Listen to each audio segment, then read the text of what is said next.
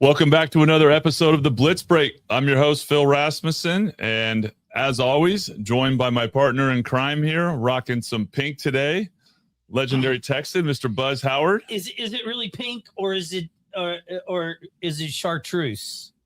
It's rose. Rose. It's rose. It's salmon. Rose on Right? that. You guys remember that Friends episode from Salmon. the 90s? It's salmon. Yeah, salmon. Salmon.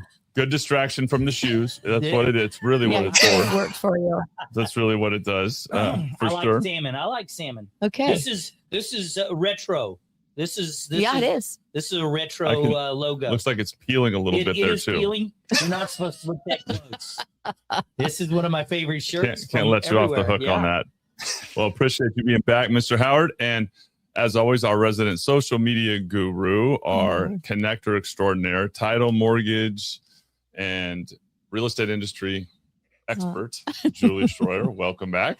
Great to be here. So great to be here with this guest for sure. We're in a colorful Yeah. bunch today. We went Yeah. colorful, right? Yes, we Right, did. you're- Look at you're us. rocking the yellow. We actually have a Yes. color thing going on. We I know. really do. My wife is teasing me every morning. I left an orange yesterday. She said, "Are you a pumpkin?" Today she's like, "Are you Charlie Brown?" I said, like, I got a blazer on. And very excited today. We are making our first foray here into being able to do both in studio and remote with a fantastic guest, Michael Belfor, a longtime mortgage professional who is joining us and an AI, I would say, enthusiast. And Buzz, I'll let you kind of tee up a little more of the intro on Michael here, but we're really excited to welcome you to the show, Michael. Yeah, Michael has been, Michael and I have known each other for quite a while as branch managers here in the American Pacific mortgage world. And Michael has a branch down in Southern California. And he was actually the first retail branch when American Pacific kind of started moving into retail branches instead of the enterprise branch type of model. And so he's been around quite some time. We've had I've had the great pleasure of seeing him at a lot of the President's Club events. And what really sets him apart, quite frankly, everybody in American Pacific knows him as this guru in AI and technology and social media. And he's really leaned into a lot of that. And so, Michael, I'm so excited to have invited you to be here. And it's exciting that we're getting to do this using technology. So why don't you tell us a little bit about yourself? Well, 5'10". No, just kidding. But I'm not wearing a colorful shirt. I should have worn one of my Aloha shirts. I feel out of place, guys. I see the prism over there. Great looking guitar behind you, though. Yeah, so I got the EVH there. I got the Kirk Hammett Metallica guitar here. I'm blessed to be here, and I'm just incredibly thankful for the opportunity, Buzz. Thank you so much, and it's great to be connected with you guys as well, and just be able to share kind of things that we're seeing. And I want to say, I never thought I was the AI guy. I'm not a fan of a lot of things with technology. A lot of people don't know that. I personally am on social media. I have a good following, but I find ways to time even that, because I candidly wish we could go back sometimes to dial-up phones and pagers. I know it sounds weird to say because we're in a very quick industry, but I found that, what we do in our industry does make a difference, and we could use these tools to help in what we do. And the reason why I say dial-up phones and pagers is because I miss personal connection. I'd rather not look at Instagram scrolling for hours, but rather spend more time in the community, face-to-face time, spending time with my wife or my daughters, who I love more than anything. Those things are more important because we can't buy that time back. And it's hard if you're multitasking to do that, right? But I found that AI was incredibly informative and helpful in my own business. And again, I shared at our symposium in September, and had done a couple other branches within our company, just sharing what I've been able to do using AI, ChatGPT, or Gemini, or there's so many of them now.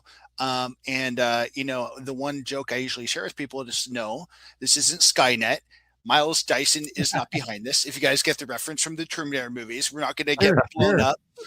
Be nice to your GPT just in case when they send you a good response that you like, say, thank you so much. You're helpful. Just so hopefully they'll remember you. And maybe if the Skynet thing happens, you're protected.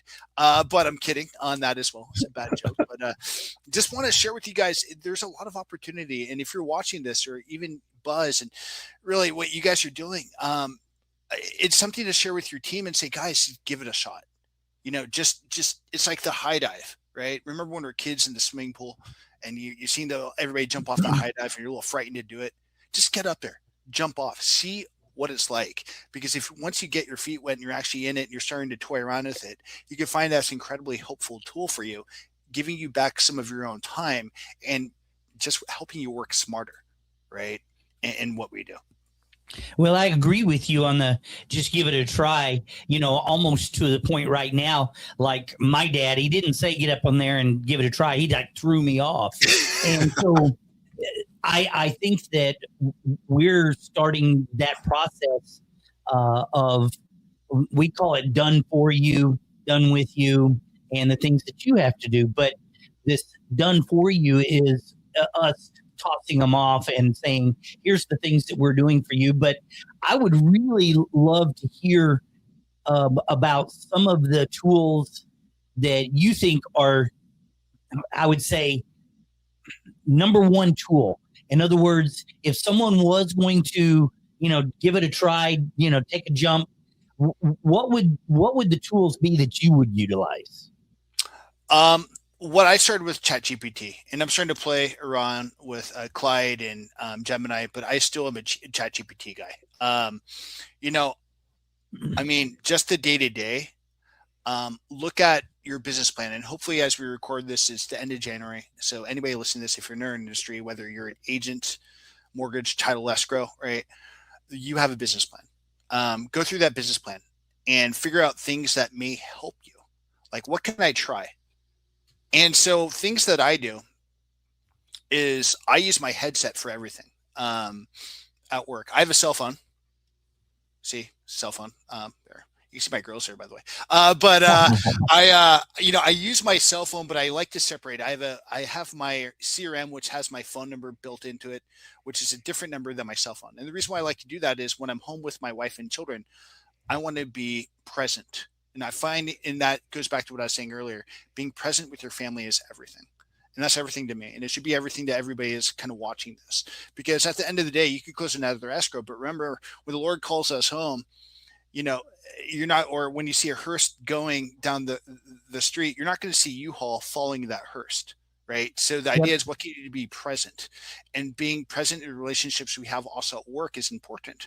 So what I use, and this is why I was starting with this, is there are daily tasks that I do that take time.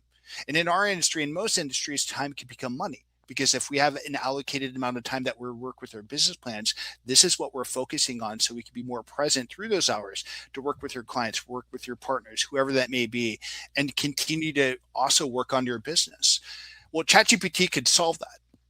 So what I did was I do a daily blog, and I have a daily blog that's produced, and I publish it every day. And this is one of them that I use. And I'll basically tell ChatGPT, and I'll use my headset going back to that. Hey, this is what I'm thinking. I kind of rummage through the ideas, but I want to create this blog in this style. Can you do that with even a call to action at the bottom? It'll actually give you basically some tidbits, maybe formulate a plan. And then at that point, it'll help you actually write that.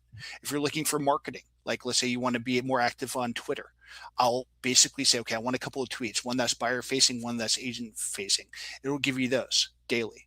It'll also give you things like if you want to do like a digest. Let's say you're looking at what we get from Capital Markets Buzz here at American Pacific Mortgage.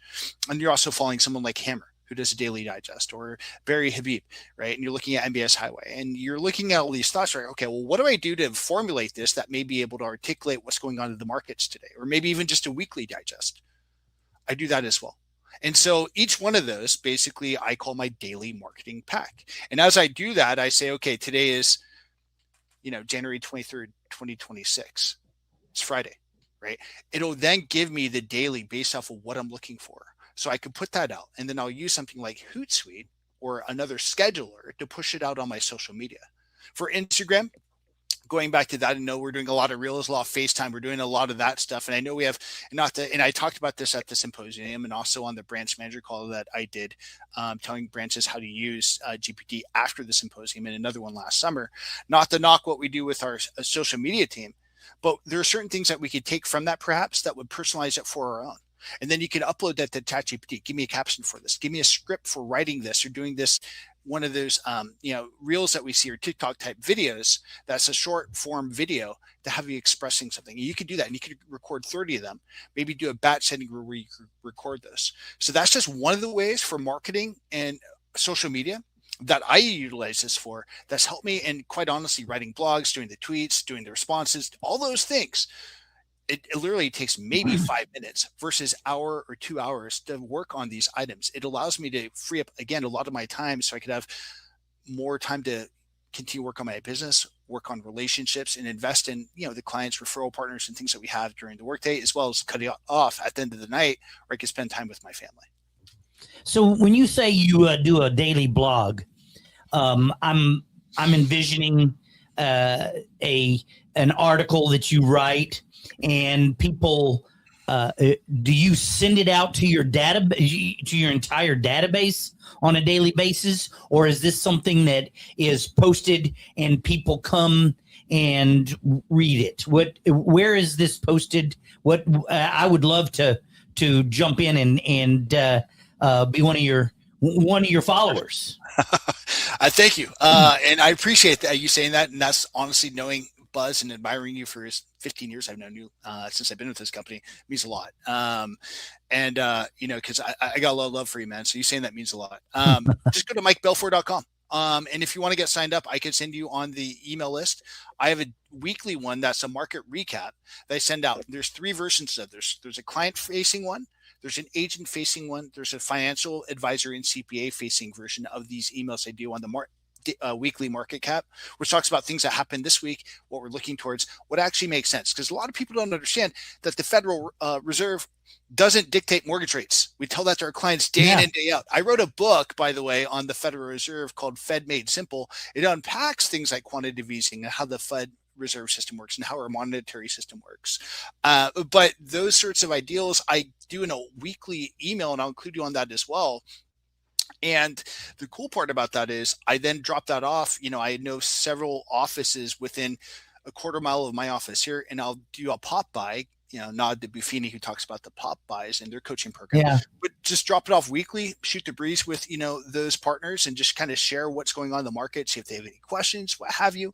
Because it'll allow people in our industry to start dropping stuff off or have something to talk to CPAs or financial advisors about, because we always call realtors. Realtors are great. Don't get me wrong. I have a lot of real estate friends that are industry. Obviously, we all do, but it actually could open up the door towards other things. So that's where my blog goes, my emails go. And then on my blog, again, I use pretty good SEO on my website, MikeBelfor.com. Feel free to go there. If you go under blog, it's a daily blog. You can look at them. But I noticed over time, the blog may get 10 to 15, maybe 20 views just organically with the people who subscribe to my blog within 24 hours. But I noticed some of them got to 600-700 views over time. So they start to bear fruit over time as people start to exasperate their searches. That actually helps your overall SEO as it's time you start to get more viewership on those blogs. So candidly, it can help your overall presence on just the web itself. And it really helps your strategic growth through SEO. See, one of the things you're talking about, Michael, that I think is really interesting, and we do here, I'm a big advocate for efficiency in reaching all the platforms, right? Because one of the things, 20 years in the business, I've been supporting loan officers, and I've been guilty of, like most mortgage executives, trying to install this CRM or this tool because you're trying to solve a problem for loan officers. But then what you end up realizing with some experience is that we're all different, and to try to find a one-size-fits-all solution for salespeople is a certain failing proposition. You need to find something that is adaptable and allows people to adjust and work, and that's hard on scale. One of the things that I've noticed is the greatest challenge is that there are now so many social platforms that people become overwhelmed with, well, where do I engage, right? Like, it's already hard enough. Facebook, which is where everybody kind of started. I mean, for those of us around when MySpace started, right? MySpace, then Facebook, then I'll go one beyond you, bro. Back in the day, there's Friendster. Friendster, right? Yeah. Remember the Friendster? We go to Napster, right? When we were downloading music, right? Oh yeah, dude. The whole Lars Ulrich thing. Yeah. Exactly. So being active on them and trying to understand how to engage is one of the challenges we see. And so one of the things that I've been a big advocate for and we've pushed here is like using our tool, Social Coach, is what we've created as a foundational piece. And we say don't use it just for what it's advertised for, because there's so much more. We've installed it as a base for a much greater use. And getting it installed, getting it to, you can be now receiving posts done for you, LinkedIn, Facebook, Instagram, TikTok, Twitter, X. Great. But you've got Pinterest and Snapchat and Blue Sky and Rednote and all these others that to think that people are going to really take a deep dive into all of those right away is unrealistic in mass. But if you can create tools, which we're using, that allow them to post and create a presence on all of those platforms without actually lifting a finger, you're creating momentum in those areas and fractional growth, SEO improvement, and buying time to eventually say, all right, at some point, we're going to invest the time for you to learn Blue Sky or Pinterest, and then how you can use that in your business. But you've already been posting there because we've helped map your post on Facebook getting all the way cascaded down. And why that's important is you're trying to be efficient. And we push a big part of social media, technology, AI. It's not replacing the human. It's just increasing the effectiveness of those that know how to use it in being human, right? And your challenge is to be present as a person as often as possible and in as many ways as you can. And the things that you're describing, you're touching on them and you're using the tools. And I think what's really cool in our industry and a conversation like this is to bring like-minded people together who are figuring out how to use it and to collaborate on, let's pair this with this, because the more that we are able to succeed in implementing these things, the more that our salespeople can be themselves and focus on selling. And I'll give the example, and I'd love to get your take, and then I want to give you an opportunity to ask a few questions. When we talk with our loan officers, I'll ask them this question. So how many times a year do you contact your past clients, your database? You've got your automated stuff in your CRM, and let's call a spade. For a lot of loan officers, it's the happy birthday and the once a year Merry Christmas that they automatically get. You are really close with them, and they're your people. How many contacts with value would it take via AI implemented by a company before that customer would lose their loyalty to you? Would it be once a day with something valuable, once a week, once a month, 3 times a day? There's a tipping point where your customer who loves you to pieces will eventually transition over to another competitor whom AI driven is giving them value day in and day out at a rate you aren't meeting. And that no matter how much they love you, you've been passed. So your job is to deliver as much value as you can, knowing that the thing you have on them is the human connection, is the relationship. So you've got to engage to maintain your advantage, not assume it won't happen. And some loan officers still are of the belief that if I just talk to my clients a couple times a year, that's going to be enough. And really trying to help them understand that the AI evolution and what's there, value can be given at such an insane clip that falling behind isn't like people would say, oh, you're going to fall behind. But what that actually means is so much exponentially greater than what we actually think falling behind is because of AI and the possibilities of it used effectively. So when you evaluate it for your customers, you touched on something I think that's really important: your audience, your clients, your partners, your financial advisors, and understanding how to change the tone. What are some of the things you've done to help train your AI to be more effective for you, like day in and day out, to be efficient and be you, to be Michael talking to your audience? I'm not answering that. I'm just kidding. I'd make you laugh. I gotta make you guys laugh a little bit because that's such a good question. And I don't see a pastor clock here, so I don't want to run over. But what I believe we are created for is relationship with others. So I think making sure you do know your database is the first step. So knowing who your people are, loving those people as, essentially you love yourself. These are your friends. These are your clients. These are people that trust you with the largest financial investment you could ever make.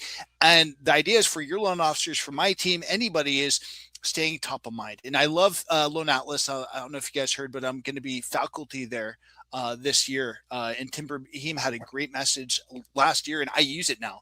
Because sometimes you don't know what to say. What am I going to say? I closed how many transactions? A couple hundred in a year, and I'm going to follow up and say what? Right. So the point is to remember each person is making sure you keep good notes on each person. I think it's important also on social media. Yeah, if you're sending this value out, and I want to just touch on something briefly, which shows how Hootsuite or AI, these blog daily things help. I did believe it or not, a marathon, or half marathon 15 years ago. And I was first turned on to Hootsuite by a gal that used to work at our company that's no longer here. And she was at a guy who became our EVP, who's no longer here. It's basically, I call him the old Jason, right? So I'm like, say it was Buzz, you and I know who he is. Anyhow, and she was talking about Hootsuite back then when Hootsuite was free. Now it's expensive, which is unfortunate. But I would do these posts throughout the day on everything.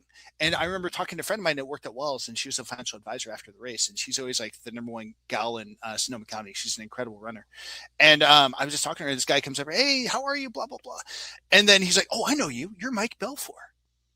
And it just go to show that social media, if you do and use these approaches like social coach, and if you use something like Hootsuite or something to continuously post and get your name out there day in and day out, you're going to be remembered because you're top of mind. But also engaging your clients on social media, following up to your clients on social media, and going to the Loan Atlas Tim Brahim point, not to just jump all around. I promise this will make sense. But he said a great point. Make a call and a voicemail 3 times a year. 4th of July. Hey, just, we're heading to summer. Hoping you're having a great start to your summer season. 4th of July is around the corner. So happy Independence Day to you. Careful with fireworks. If you blow up the house, we have a rehab loans available, right? And that was a joke he had, but that's your call. Happy Thanksgiving to you. There's so much to be thankful for, right? And we're thankful for our clients, and we're reaching out, as we get close to the holidays and Christmas, Christmas and New Year's Eve, those messages help. So I already do those. The yearly check-in, I would be curious if we had this live with an audience. I'd ask the audience how many people would truly do the yearly check-in on their mortgage. Not a lot of people in our industry do. So I formatted through ChatGPT a way to follow up with that now quarterly, where it sends a quarterly message. Hey, I was just looking at your equity. It looks like you're doing really well. I use HomeBot. A lot of us do. HomeBot could actually integrate bomb video emails into that too. AI will script you with that. So the way that I scripted my AI was actually rather simple. I just talked to it like a friend. It kind of, studied stuff. And so if you don't know me, many of you don't. Buzz, I know you do. Phil, I think you do a little bit, but I'm pretty active at my church. So I care about commentaries, and there's guys that I study and has studied when I was in seminary, and these people that I want to continue to learn and glean from.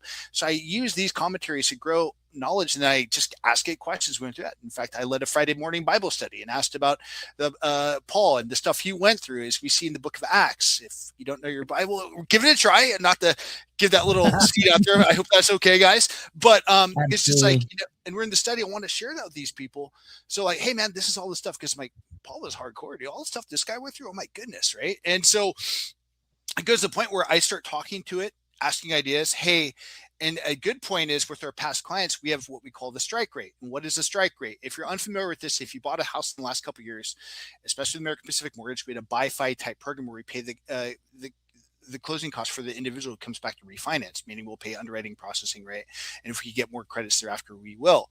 So what I did then with AI is like, hey, this is what I need you to script. I need this, and I save this in a chat, but I'll save, I need you to come up with the monthly payment they have now. I'm going to send you a snippet from my Total Expert so they can see their loan amount, what the estimated loan amount is after paying, because Total Expert does that, what the interest rate is on the current loan. Here are the current interest rates. I want you to come up with monthly savings, yearly savings, tax benefit, right? Again, disclaimer for the accountant, say, as we know, because we're not CPAs, we don't work for the IRS, right? Not an attorney, all those things. And then it'll do that. And so I kid you not, guys, I sent out at one time probably 20 within 15 minutes. Emails are already formatted. Hey, Buzz, it's Mike. As you know, I've been watching the rates for you. You're getting close to that strike rate. Here are things. Did you want us to set up an application for you? Are you okay with us doing a soft credit check just to monitor? So if the time comes to lock something in, we could benefit from that savings. I closed 34 refinance applications because of that last year. And it's interesting because you could capitalize on that. And it's just, I taught my GPT to do that. And it's teaching these things. And if it doesn't fit your language, say, oops, nope, that's not me. Oops, no, I don't do emojis in my email, because I don't know why ChatGPT thinks emojis in emails is cool. I think it's unprofessional. You're right. I'm like, what's this emoji? But then again, I'm old school. I remember faxing and doing Mac bags at Wells Fargo. We overnighted stuff to, our fulfillment center. But it goes back to all these thoughts where we could utilize these things now, and it gives them your language, and it will continue to learn your language. And you could tell ChatGPT, for instance, memorize this, use this. And if the memory gets too full, ask them to give you a full copy of everything that it learned while working with you. Save it as a text file. So TXT, then re-upload, say, memorize all of this, save all of this. And then you can create your own GPTs out of that. In fact, I've helped create one for loan outlets. I've helped create one for real estate agents wanting coaching using the Buffoni system, or also the Gary Keller $1 Million Real Estate Agent System. I've done ones for various other loan officers as well to build out their system so they have a daily task. They have the strike rate email format. I can send this to you, Buzz, if you're interested. You as well, Phil. That'd be awesome. Yeah, and it's like basically I created these things so then they just get in there and they're coached daily on it. And it's really just learning the language of who you're working with. So I memorize these story I always like to tell, and you guys probably heard me at the symposium in Dallas when I was speaking. But I have two baby girls I love more than anything, Amelia and Lily, 2 and 3 years old. Biggest little blessings I could have ever had. Girl dad life is awesome. But that said, is I'll be barbecuing a lot. I like to barbecue. Or smoked meat. That's one thing I do a lot every weekend. That's kind of our thing. And so I will be barbecuing, or I was barbecuing a few times now. And I would get an email referral on a Sunday afternoon. I have people over, we're doing fellowship, whatever it is. And then, it's like, hey, I got a client for you, X, Y, and Z. I'm like, oh gosh, but I'm holding Amelia, my 3-year-old. Lily's at my feet. Let me put Amelia down real quick, copy that email to my GPT that's built for me, say, my response, send it out, and it'll say, thank you, so-and-so for the referral. Hey, it's so great to get connected with you. Would love to get a call with you. I'll call you tomorrow. If you'd like to get a head start on the loan application, here's that link below. And it does it automatically for me within like 10 seconds. And I just copy, paste, send, good to go. See, I love that, Michael. And for one, Buzz, you haven't seen all this, but we've had to do deep psychological therapy sessions on Buzz to help him get on the AI train. Like he's come a long way. I mean, we've had to go deep into his childhood. Everybody talks about 20 years. I started in 1984. He carried the first mortgage on the Fargo truck across the country and delivered it. So we talk about computers. Oh, that's right. I saw that, actually, not to interrupt you, Buzz, but I saw that in the beginning of the Young Guns movie, I think, right? They had an adaptation. Yes, that was. Yeah, I saw that. Yeah, I remember that. Yeah, I remember that. Absolutely. And so one of the things, maybe a little bit of comedic relief on our show, Julie's been helping with me figuring out social media, all that kind of stuff. But I want to go back. I just want to for us beginners and people, and trust me, I think that a lot of our loan officers are in this same spot. But you're talking about your chat GBT is, already knows you and it'll send out this email. So obviously you have it set up to where it'll interface with Outlook and send out stuff for you. And you were talking earlier about, your blog and, you follow people like Barry and some of the other financial people. I guess my question is how does chat connect automatically to, from your phone, it sounds like, directly to Outlook and sends an email for you? How does it have access to? How is it integrated? You're asking how is it integrated? I mean, it's not. I copy and paste it. Yeah, I don't. I'm also like you, Buzz. I saw the Terminator movies. I'm a big Arnold fan from back when he was super cool. Right. So like I grew up with Predator. Yeah. Great movie too. Commando. I watch it every 4th of July. But there's nothing more American than that movie and just blowing stuff up. And then all the one-liners in that movie. It's just incredible. Yeah. No, it's but yeah, I mean, I'm not a fan of certain things. I don't trust certain things, and I know theologically a lot of people, not to get into, the belief system that I have necessarily, but a lot of people thought ChatGPT is part of the Antichrist, right? Like, and they have all these weird kooky type thoughts. And trust me, I have concerns about ChatGPT accessing my emails for the sake of protecting my clients' privileged information.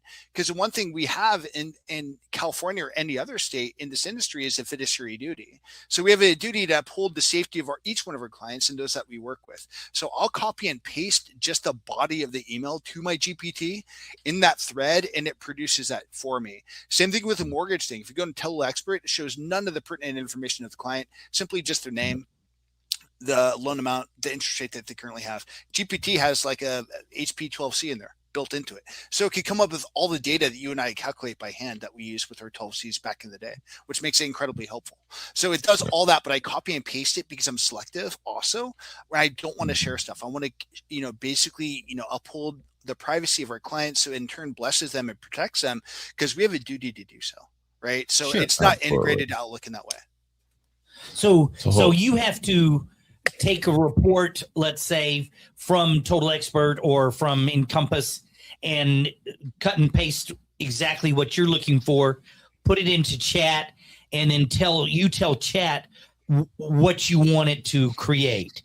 And then to do the emails, you have to then go in and pull that email and send it yourself. Yeah. So what I'll do is it's a lot easier than that. It takes 2 seconds. I use my snippet tool. I'll just take a screenshot of the loan amount, interest rate, name, right, and the estimated LTV, because Total Expert has AI built into it that's utilizing an AVM, automation valuation model, to come up with the appraised value for that particular property. And then I'll copy it into that, and then I'll run pricing on Optimal Blue, say, okay, today's rate such, and then it'll go ahead and produce the email for me. And then I just copy and paste it and then send it out. And then same thing with it, when I get a referral from somebody, I'll copy that to my chat GPT, and then I'll reference that. Now, here's the tricky part for any loan officer out there watching this. This is where it's really, really cool.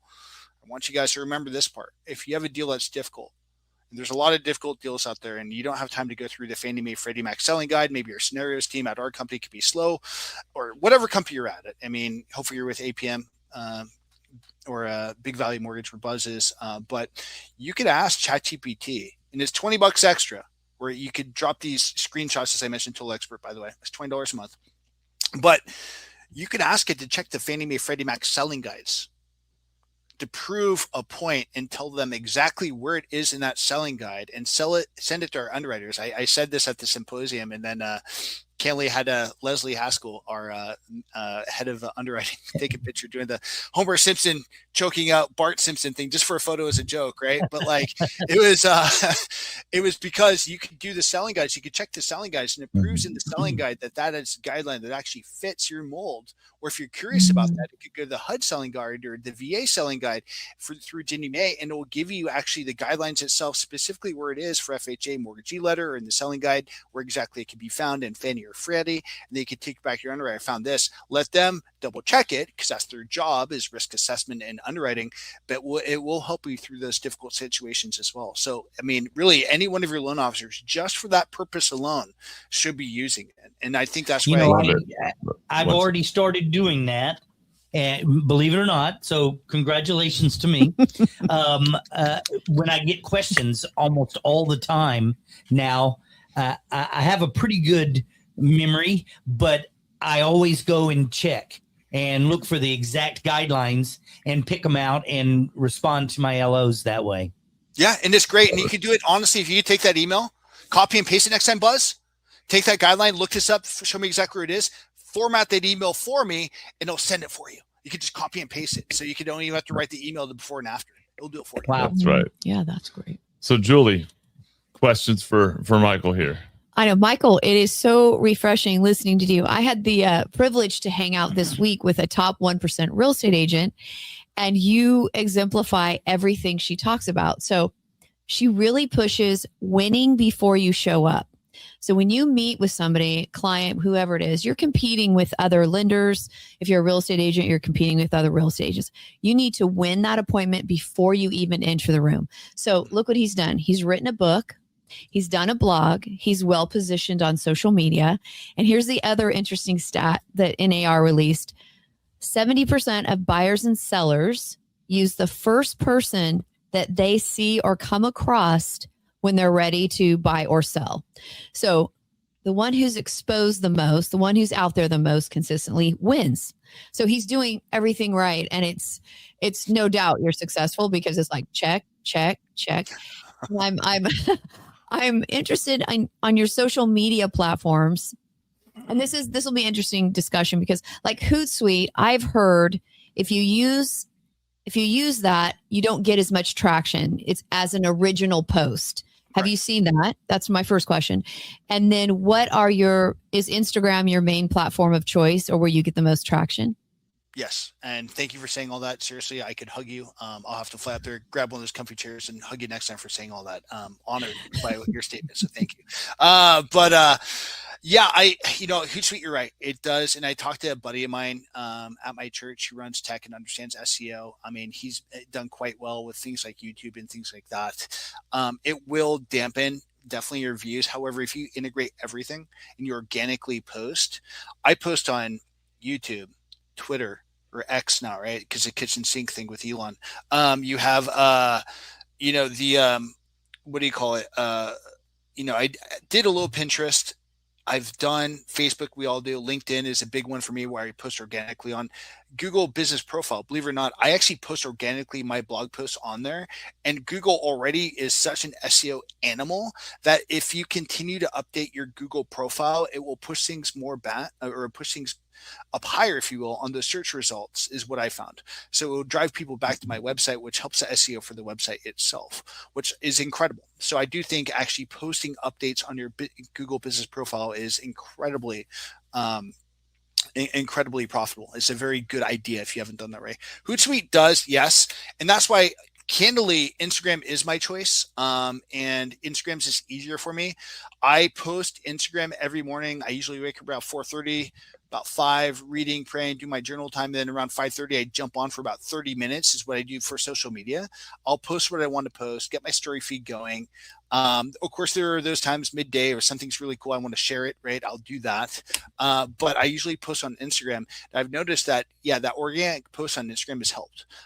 What I'm finding with Instagram too is it's not so much the videos that are helping the SEO for Instagram, but rather what's really helping is simple statements, snarky statements. There's a real estate agent that I know that I'm really good friends with in the East Bay in Northern California. He does a lot of Oakland, and he'll go to houses, and I kid you not, and he'll do a walkthrough on there, but he'll be like, man, this house is amazing. I could headbang in this house. This house is this and that. And he's like playing metal in the background to show some, like throwing his hair around. And, there's another house where it's like, this is so zen. He's like, meditating in the backyard, and he does this stuff. That stuff gets more because for whatever reason, Instagram is now moving away from the hashtags and is trying to read the individual that's using the actual program itself and pushing that up on the views. So in order to stay up on Instagram, that's what's helping. So if you go to my Instagram, or any of my social media things, and it's at Mike Belfor. So feel free to check that out if you want, or give me a follow or shoot me a message. Without a doubt. My snarky comments are the ones that blow up. I kid you not, right? There's ones like you'll say interest rates are too high, but you'll get a Dodge Ram truck for $80,000 at an 8% interest rate, and buy this and go on a Disney cruise. But yet it's like that sort of thing. And I drop those comments; those get more traction than the reels now, because it kind of shifted, and that's what people are looking for. Maybe they're looking for snarky. Maybe they're looking for sarcastic. It's Entertainment. It's Exactly. Entertainment, right? They're like and it's human. Like, I think, the thing that most people would say, right, is the minute we turn the camera on and we speak to the camera directly, most of us change. Like, to this day, people make fun of me. I make fun of myself. I'm like, I become a robot if I try to talk to the camera directly. Yeah. In preparation for my podcast, I tell people all the time, the Triple J Sports Podcast was my idea, my baby. I spent a year and a half, all the video, technological, sound, audio, everything that could go wrong. I wanted to learn it. I wanted to master it. I wanted to nail it. And I had a good friend tell me right out of the gate, just jump in and do it. You're going to make mistakes. Stop waiting. Stop trying. Yeah. Didn't listen. First episode, my audio was horrendous. My buddy was great and my audio was horrendous. And I'm like, how is that possible? Next one, my video was a disaster and was glitchy. And so I tell people all the time, just jump in and do it and be human. And being human is making errors, being funny, being silly, not trying to talk like a commercial. And so part of that, the snarkiness, the making an error, the being imperfect. What I keep reiterating to people is you have to recognize that AI is actually accentuating the value of your humanity, that an AI video is going to be created perfectly. Like every episode I talk about the fact that my feed is constant. Now I get Tupac, I get Elvis, I get a whole bunch of deceased celebrities doing all sorts of cool stuff. And it's funny. And there's a whole thing with Mr. Rogers making every possible joke there is under the sun, that are hilarious. Yeah. Those are And awesome. And Bob Barker. And, hey, hey, have you seen, do you like CDs? Do you like, and it's the following jokes. Those are awesome and they're funny. But if I'm a consumer and I'm looking to purchase something and I want to trust that person, I want to know they're human. If I'm a little bit imperfect, that's helping me see you're human. If I see you be a little bit risky, a little humorous, and that's why I think people engage with it, is because it feels connected. And far too many people place a lot of pressure on being perfect, and that's what gets in the way. And I have to make this comment. You talked about ChatGPT and training it. Our team here knows when we started doing social media posts, I found ChatGPT has an obsession with using the phrase, it hits different. And so when we started doing our social posts with Big Valley, Triple J, the Blitz Break, it was like, okay, there's 30 captions and it hits different in all of them. And I'm like, I haven't ever said that phrase in my entire life. It hits different and it wants to put it in. But you train it and you tell it, no, I don't speak like that. No, this is what how I would present it or how I would talk to it like a person. And eventually it starts to sound like you. And that's such a valuable point you're making. And I think the thing that people who struggle with getting off the kind of schneid with AI don't understand, that talk to it like your best friend. Like, tell it everything that you can possibly convey about your kids, about your wife, about your husband, your spouse, your friends. Give it perspective and voice tone and talk to it so that it can then be your advocate to write your social media posts, to write blogs. And that's a commitment. Gary Vee I did a 39-minute prompt or 38-minute prompt that he talked about, and people giggled. But when you talk about training and talking to your ChatGPT, the one downside I found is that it's always complimentary, is that it never really tells you you're an idiot, like unless you ask it to. And so I great idea, Phil. And I'm like, I've had a lot of idiotic ideas, and you've yet to tell me which one's idiotic. So what do you do to challenge yourself with AI in your blind spots? Or do you have a way where you start to try to find, hey, help me think and see what I'm already missing, or what it is I'm not? Have you attempted that? Have you thought about that in your business? Absolutely. So one thing I do is, with these coaching calls, we're all on them, right? Or hopefully if you're not, get on them. I have one with my CRM, other than Total Expert, Loan Atlas, huge Loan Atlas guy. If you get the transcripts, upload it. What am I not doing that I could be doing? It's a question we should be asking ourselves every day. What am I not doing that I could be doing? Being honest. And I think that's where it started with ChatGPT. And then I could be a mean tweet type of guy where I get upset and just say something that's just like out of nowhere. And I'll do that on occasion. If I see something I know it's a bad idea, I trick it. Tell me the truth, bro. And I'll say that, right? Like, I'll say I use my headset for GPT more than I type because, as you notice, I could talk fairly quickly a lot of the time, right? Gifted gab maybe, or gifted room full of salespeople. You're in good company, my friend. Yeah, right. So but I'll tell it like, dude, that's not a good idea. Like, wait a second. No, think about this. Okay, great. And like your point, it gives these prompts. Like in my emails, it says talk soon. I've never said talk soon. But when I sign off on an email, if you will.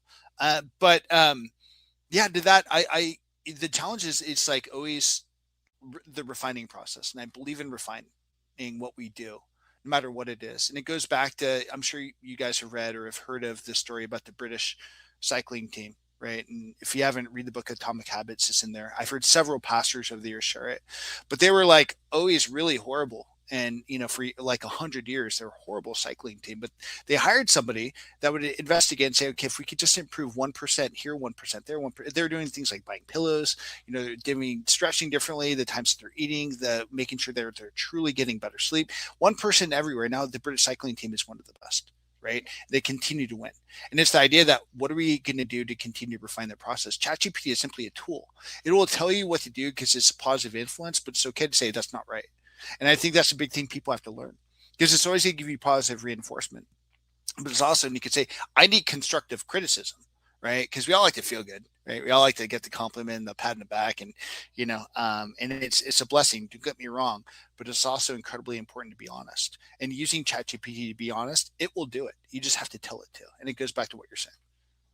Ask it, what am I doing that's wrong, right? Like actually prompting it to, because instinctively it will always tell you great idea. I kind of laugh at the fact that it always great idea, or you're thinking in the right line of thought is all, it's trained to be positive, and, basically prompting it to no, slap me in the face and tell me I'm an idiot when I'm an idiot here. Like help me stay grounded. Do you guys watch South Park out of curiosity? Has anybody seen the show South Park? Yes. Recently? Yes. It's bad. I haven't seen it recently. Yeah, it's really hard to watch sometimes, for sure. But there's one where Stan Marsh, his dad, I forget his name, was like using ChatGPT when he had the whole integrity pot farm thing, and he had these ideas that we wanted to share, and he was asking ChatGPT for ideas. And says, "Oh, good idea, so and so," and like kept doing that, and it was like that slippery slope. Right, where it just got worse and worse and worse and worse. And then like his wife was just like resenting him for it, because she was saying it was a horrible idea, but he's more listening to ChatGPT, who's like, oh no. And really he just was looking probably for positive reinforcement, but so much so that you thirst on that, right? And then he was really going down this really, as I mentioned, a slippery slope to kind of a demise of sorts. And it's funny because if you don't correct GPT, it'll do that. And what you're saying reminds me of that. And it's so funny because it's important to know the voice. And they actually did another episode on ChatGPT where Stan, the kid, was texting his girlfriend, Wendy, all these super thoughtful text messages that ChatGPT was coming up with. And then he's like, her friends were like, your boyfriend's not this nice or this sweet or whatever, right? And it was funny because like they're asking Stan, how'd you do? It's like, I use ChatGPT. Of course, eventually she finds out, gets into big trouble because he's saying these sweet, super emotional, empathetic responses to his girlfriend, right? So you have to be careful there. But it was just interesting to see because it was like, even back then, this is like 2 years ago, really before when AI was more or less emerging.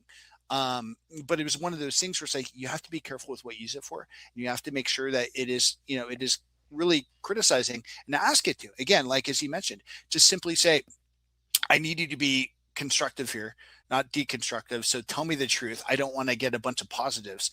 Be honest, and it will say, okay, got it. We're going to figure this out. And, we could give critical or constructive criticism, what's going right, what's going wrong, and put things in perspective for you. Love that. I have to chime in. The one platform you haven't mentioned is TikTok, which is my platform.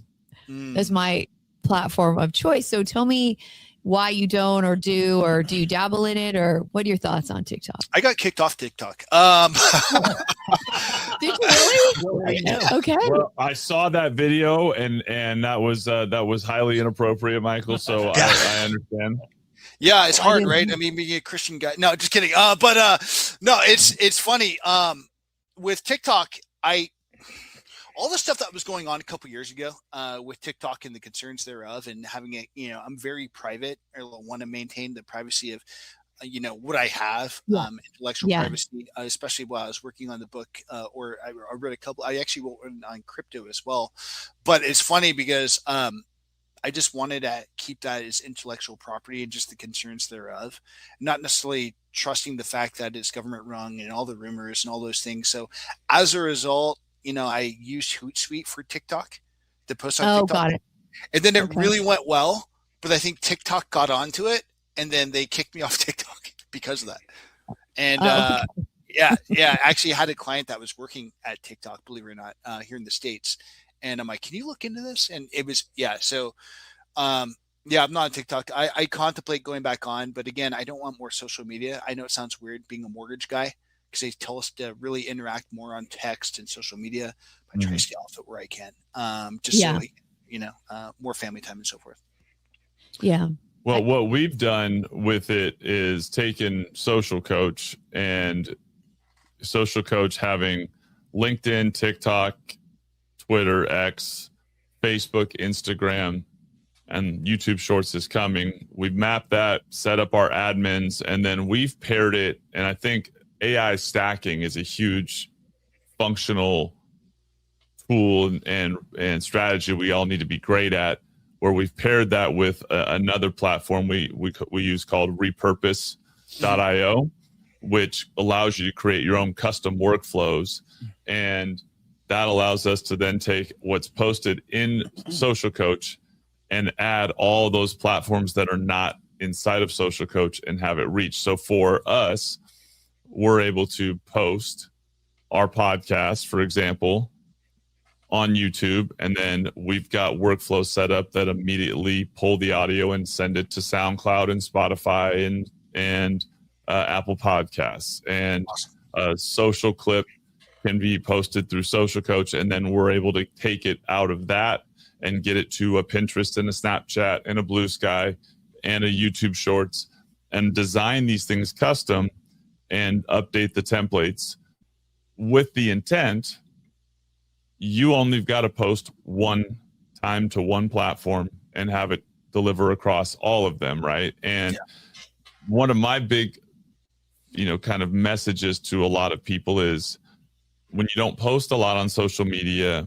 inevitably you place a lot of pressure on what that post is that you're trying to create is going to say, because you're thinking about it's going to be up there forever, and it's got to be some, highly meaningful type of a post. When you're consistent and regular, it's going to cycle through and it takes the pressure off.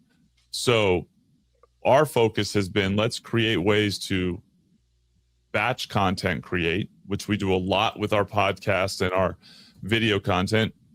Have a conversation for an hour, result in 25, 30 clips.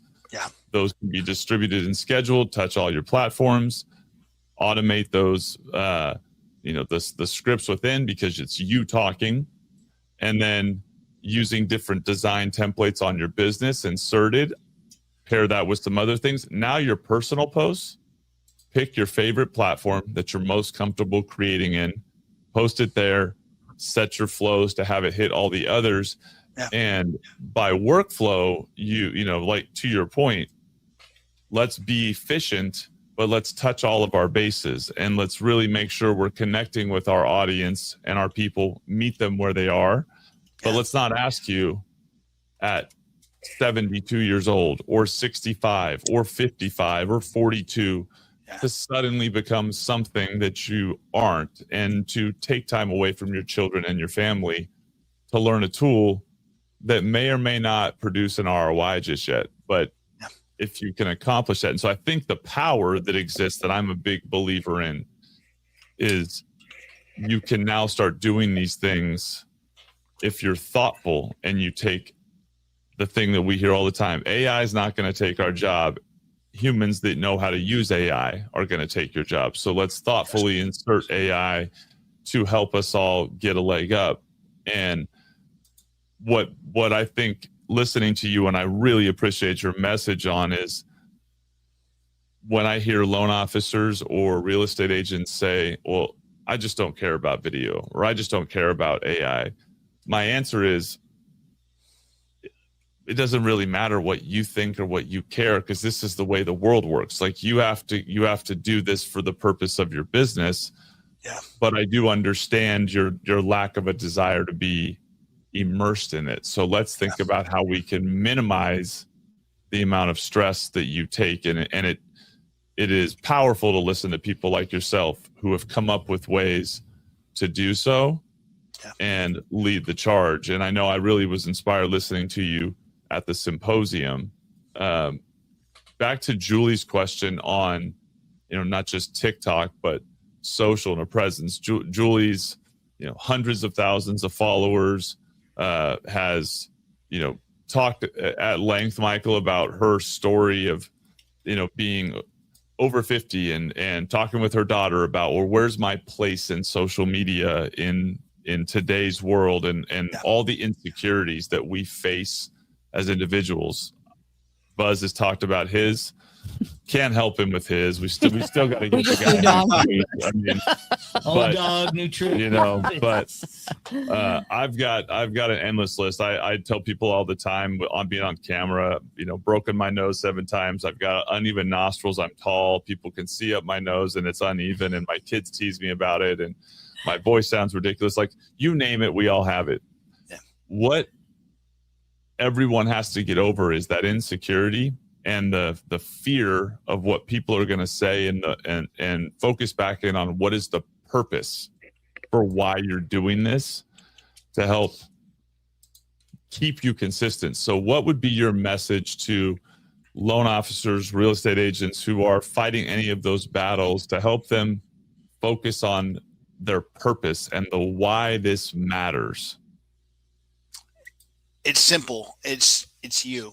If you know, I was talking to an agent this morning about this, and she likes to do face-to-face appointments. She's like, I feel like when we do face-to-face appointments, it really helps. But it goes to, you know, Julie's point earlier where she was sharing, you know, what's important is, you know, you tend to make that sale before, you know, or the first person they connect with. And if they're able to do those items before they meet with you, right, and they're able to see you on social media, they know who you are. They're not going to care that, you know, I used to try to have hair, but I don't, because my yarmulke got too big in the back and I got this, right? But now I shave it now. My wife told me to.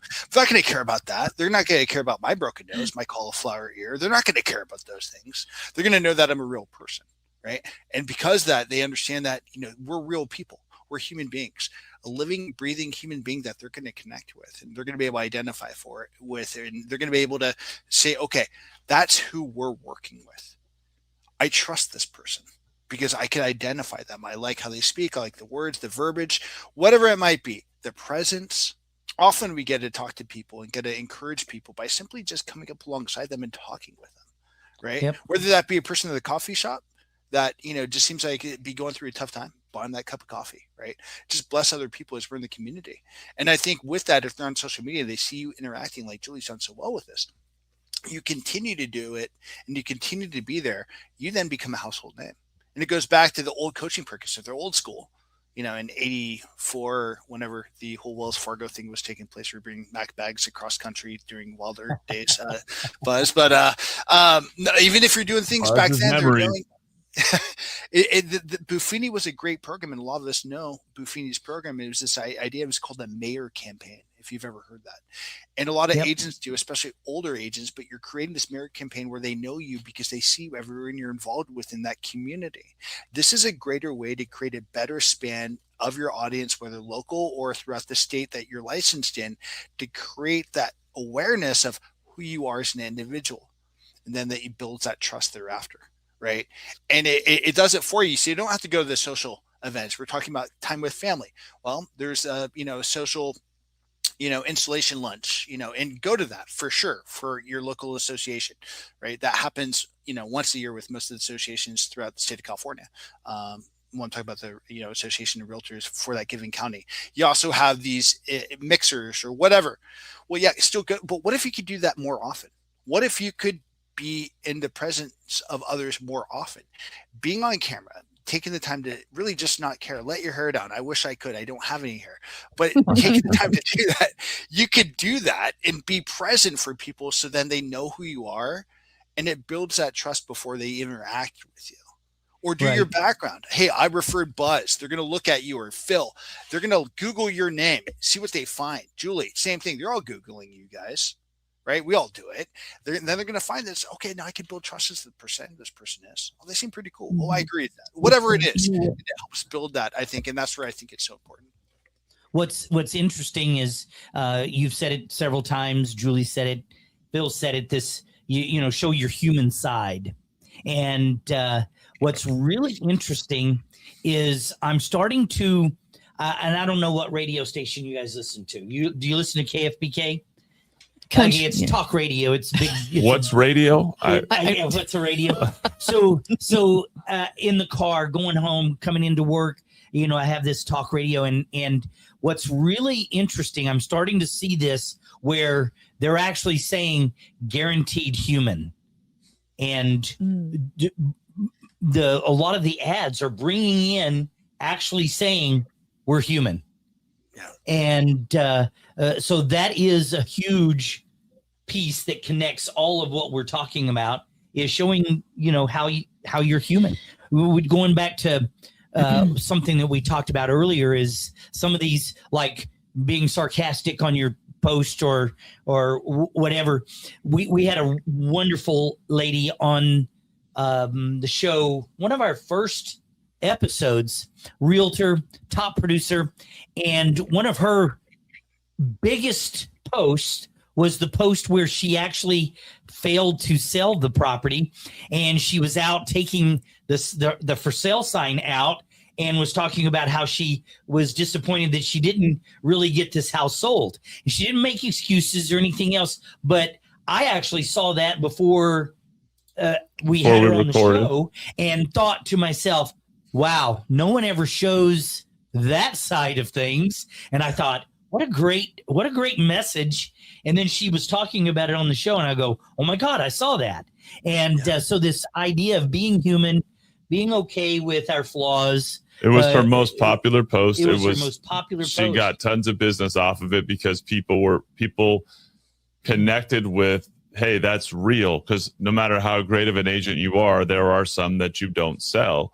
And to be willing to show that also demonstrated a level of confidence and competency that you're unafraid to show that because you are successful in other areas. And I think it definitely was one. And I think the other thing that we've seen with a lot of guests is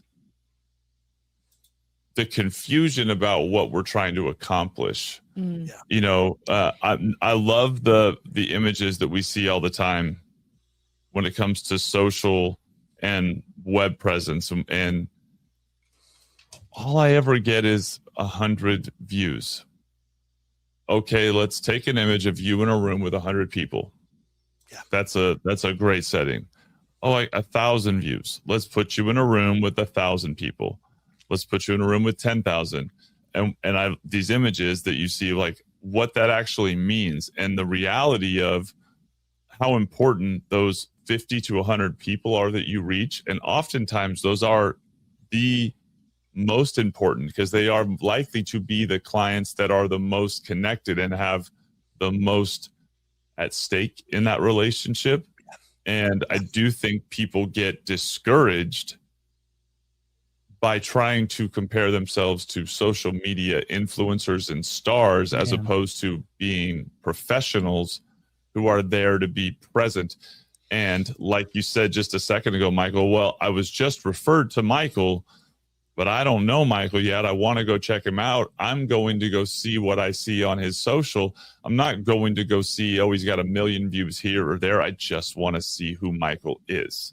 100%. And I think sometimes people get discouraged because they're comparing themselves in an apples and oranges type of a way. And that's one of the things, I certainly think we see a lot of. What's your answer to that? And do you consult real estate agents and partners and try to help them overcome some of these challenges as a part of your business modeling? Absolutely. 100%. And it's like, tell them how you do it. There's a time where I wore suits. But as I met you, I used to always wear a suit. I don't think you ever wear a suit. There's always cowboy boots, jeans, and a shirt for you.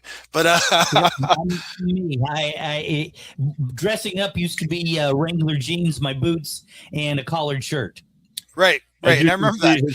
His shoes talk when he walks. So, dressing up is outside of the category of his realm. So, but when I started doing the media videos, because I blew up on Instagram a while back, and still, it kind of runs stagnant these last couple of years. I'm trying to find the SEO rhythm, but back then you could post a photo and it was like a gorgeous home and you get 1 million likes on it. Right. And it's just different now.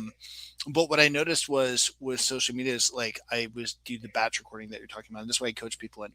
And, I tend to just wear now when I'm on social, a black t-shirt. It's very just common. It's easy. It's just easy to do. But I'd have a t-shirt, back then I'd bring 5 different sports coats. That's where it kind of went through. Or I'd have a white shirt with several different coats. And I'd record these videos with the coats, and I'd do like 5 with this one, then 5 with this one, then 5, and I'd just knock them all out. And then I did the videos. We did the Hey Mike videos with social media. When I tell agents this, there's things where you could just random questions and figure out what works with your style, with what your brand. I actually hired a social media company called Gasback Media, who worked on several of the candidates throughout California who are running for office. I'm friends with these guys. And, they're out of Pasadena, and they helped script all this and taught me a lot of these things I think were helpful.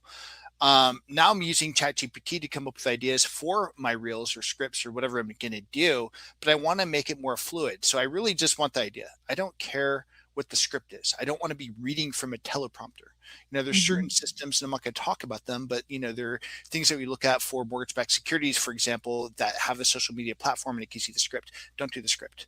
It's okay to say, just when you do the captions after, take out the right? But like, people want to know that you talk like a real person. And I think that's one thing that we all could agree on social media. Make sure you're real. When you cut this and you splice this video and you put it on your platforms, they're going to be us talking, and we're going to have conversations. It's going to be real, whether you're on SoundCloud, when you're on Spotify, whether you're using clips on it for like TikTok or Instagram or any of the short form video forms. It's important to realize that it is real. And that's what I tell my real estate agents. It doesn't matter what you're thinking. I know you're concerned about this, but it doesn't matter, because stage fright is a real thing. I used to have stage fright, but then I ran, youth camps, and I did stuff at my church, and I'm talking to groups of people at once. It helps. But what I learned on stage, and I told other people at the symposium when we're going on stage, some of them haven't done it before, but I was like, guys, just look above everybody's head. You do that, you're good. You're not looking at an individual. You can look in this direction, you can look in that direction, look at the clock just to make sure we're not over talking. I do that a lot. Forgive me. But like, it's just like those things I told them. Right. And so it was funny because it's just having the comfort. And the only way to do it, again, goes back to where we started in this conversation. And it was being the kid at the diving board or high dive, whichever one.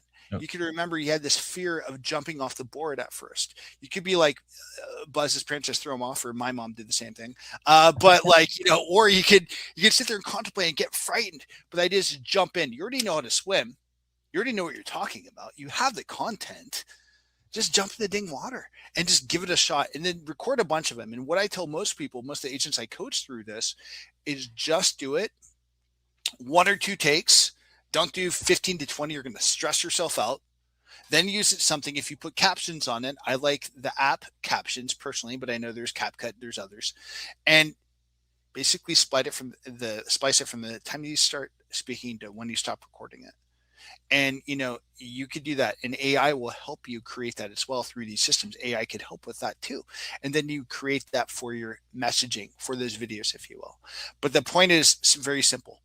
Just do it and just get out there, and just jump in the dang water, and just, it's amazing.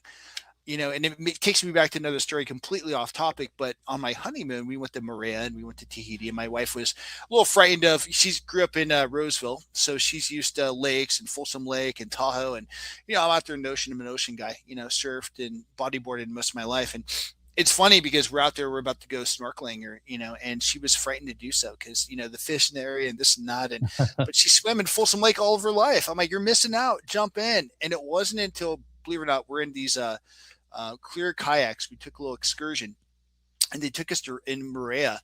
Was it the reef sharks, right? The black tip sharks. And so you swim with these sharks, and she was scared to do it, of course, because they're sharks. But sharks are really only frightening if you look like they're food, and they're reef sharks are maybe 5 to 7 feet in length at most. And so it took her a second. But once she got out, I couldn't get her back in the kayak.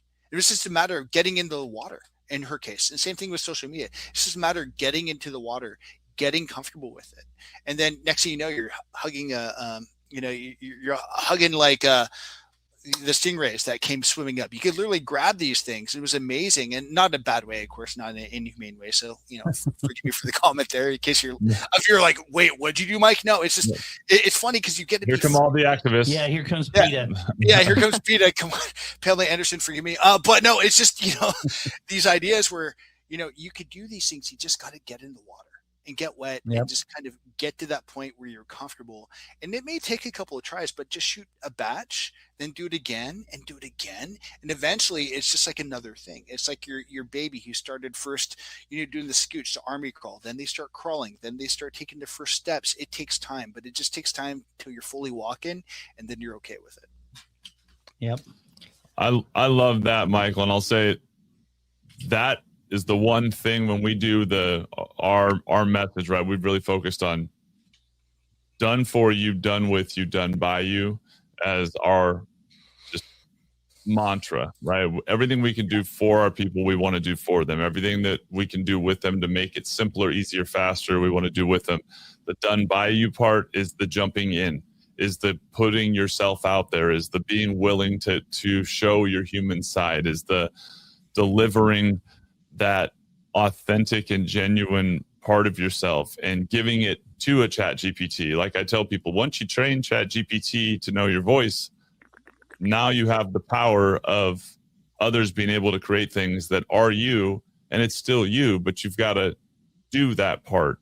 And so when we go through it, hearing that is, to me, is really inspiring. And I think that's what people need to hear. What we've really tried to focus on is, let's take the one thing that I think we've all faced in our careers, which is a whole bunch of tools, software, platforms where we've been handed and told you should use this, it's going to help you. And when we go dig in and we waste time, we realize after spending it, this doesn't actually help.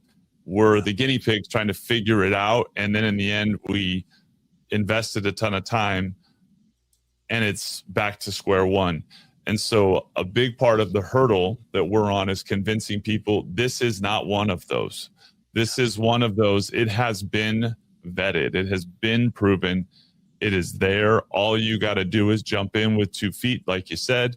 And we're focused on taking all those other things that would be a challenge or cause you to be rabbit hole kind of, Alice in Wonderland, down some tunnel to learn something, away and just be you. And I think it's really cool listening to you tell your story. Yep. Julie, on your end, I want to throw this to you as we kind of head towards the end here on the social, mixing the two. So you've been title, mortgage, real estate, and we just had this conversation, the personal and the business and the art form of people trying to figure out, how do I mix it all together? How do I show up as Michael Belfor, the mortgage professional, and show up as the father and husband and, household leader and the person? And I do think people also struggle with how to blend that together and what that looks like. And so I'd love to have you two talk maybe a little bit about how that's evolved for you, where you look at what you post and what your approach is towards being both the personal and the professional. So I used to care about that, and now I don't care as much. So, and the reason I don't is because I think people want to see into my personal life almost more than my business life. So I've really mixed the two and started mixing. And because of that, my audience has grown so much faster. We talked about that last week. But I want to go back just briefly on creating a video when you don't want to create a video, and how to create an authentic, strong video. If I'd never done it before, I would sit down with you and film myself, you asking me about my passion. So, I love snow skiing. I love country music. If you just asked me a few questions about it, I'd be like so passionate about it. My eyes would light up. Everything would be in play with my authentic self. And I think that should be your first video, because that is the real you. Or like asking my dad about fishing. When I talk to my dad about fishing, it's like a whole new dad. So I think if you can capture that authenticity, you win. And that you talked about it. Being your authentic self is how you grow followers. It's not about how many followers do I have. It's just showing what your life's about and being authentic about it. That's it. It's pretty simple. And like you said, just got to jump off the diving board. That's it. Is that your tip for the day? That is my tip for the day, is really that's it. Just have somebody film you talking about what you're passionate about. Do that one thing. That's it. And you will be successful. I guarantee that video will do great. Yep. Michael? I agree with that 100%. Everybody's like, did you know that you could buy a house for no money down? Well, with Cal HFA, blah, blah, blah. No, it's just like, talk about something you're passionate about. Like, one thing that we did with the Hey Mike videos when I had Gaspack Media helping me was like, hey Mike, give me 4 tips that you've noticed have helped you throughout your career. Boom. Hey Mike, what are 4 things that you're looking forward to this weekend? Boom. Right? Like these sort of things, those actually got more looks and views. I mean, you're talking about a difference of 5,000 views versus 30,000 views in a matter of a week. So if you're doing things like that, she's exactly right. That is it. What are you passionate about? Country music. Cool. Did you go to the George Strait concert last year? Right? Like I did. That was awesome. Yeah. It's just like, but those sorts of things help. And I mean, when you're there, your story feed is a tool. I use it a lot through certain things like, post data. Those don't do so well if it's me at the gym lifting or doing deadlifts, or like my Bible study this morning that we did with, it's our Friday morning Bible study as a men's group every Friday morning at 5:30. I'll post that on my story feed. Those tend to get more views, I've noticed, and will boost your story feed on other people's feeds more so than just sharing data or the same stuff that we all share. Not to knock the companies, but like there's like, let's say like List Reports, they do a daily social media thing, or like Keeping Current Matters. I'm not saying there's anything wrong with that. I still share that as well, candidly. However, these other things allow you to make you more real. Where are you? Are you at, your kid's soccer game, or at a graduation? Are you celebrating your birthday? Are you, out just with your partner, your wife, your husband, right? Like, I mean, my wife is gorgeous. I love taking pictures with her. It makes me look kind of cool. I mean, those sorts of things help, right? So, is. So she actually is, and she does make you look much better. Thank you, Buzz. She says hello, by the way. Yeah, she's a blessing, honestly. I mean, yeah, and it's funny because it's those sorts of things that make you more real and authentic, and that's what people want to know. And it's just like, I'm with you on that. That right there, Michael, what we've started here and what we do and what we encourage, and I'll throw the plug out to all the real estate agents watching, the loan officers out there watching. We've set this up to help draw that out. We have a series of questions, and I designed it with my initial podcast where my view was let's start from the beginning, from your childhood all the way up through your high school, your college years, whatever extracurriculars and athletics, to your early professional career, your family, your kids, your spouse, your parents, all these questions that are in place, and not the expectation that you're going to cover all of them, because that could be a 2-hour interview, but we send them, we bring people in, and when we sit down with them, we start asking questions. And what happens is you bring the person out, and at a certain point, the thing that lights up their eyes happens, the thing that they are super excited to talk about, that they're so comfortable talking about, that inspires them, their father and the impact their father had on them, or the thing their kids mean to them. A lot of people who are afraid in the content, we invite them in, and this is our open deal with our partners. Come in, let's do this, because we're going to show you how to be you on camera, and we're going to give you clips, and then you're going to get a chance to see how people respond to you being you. Yeah. And the things that you're too afraid to talk about on your own are going to be the ones that people go, oh, wow, that's amazing, I didn't know that about you. And opening the door. And so we're really focused on helping breed a confident salesperson that can then be the gatekeeper to help their partners and everyone else enter into this space. But a big part of it is creating an environment where you're able to just carry the conversation and let the thing jump out at you. Like I tell people all the time, give me a day's notice to just do a little memory jogging of some of the things in my past, and I'll have some great stories that I'd be excited to share. Yeah. off the cuff in a random conversation. I might not remember the best story, and it might not be the most engaging, but with reps, people respond to those. So that's a big part of one of the things we are really focused on doing here at Big Valley, not only for our people, but for the industry, because that's what will keep the people, the human connection in place. So it's so super, super cool to hear your story. And Michael, we are really grateful for you taking the time. We're going to have to do this again, my friend. Oh, I'd be stoked to. I'm so blessed to hang out with y'all. Thank you. Seriously. Well, Michael, one of the things that we're also doing is we're planning a little summit, symposium, whatever we want to call it, on AI and the things that affect technology and that type of stuff that we want to do here in Sacramento for all of our realtors, our business partners, loan officers, all of that kind of stuff. And Phil and I have chatted, and we want to fly you up and have you be part of that, man.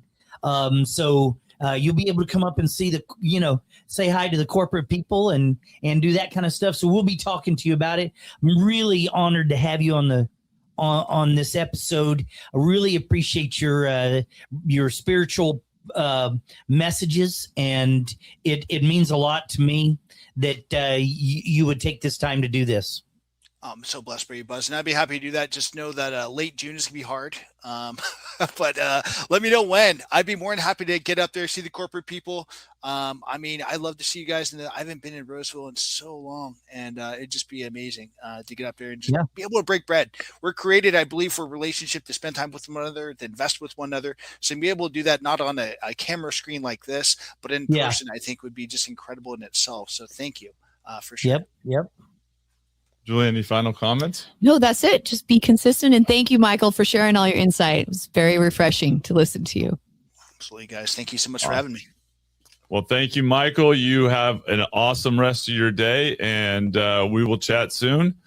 For all of you watching, thanks for tuning in. If you're not already subscribe to the channel. Pick us up on any of the social media platforms we're on: Spotify, SoundCloud, Apple Podcasts, YouTube. And you can go find us on all those social platforms we were talking about. Check us out. Thanks again to Michael. I'm your host, Phil Rasmussen, and that's been another episode of the Blitz Break, and we'll see you next week. Thank you, guys.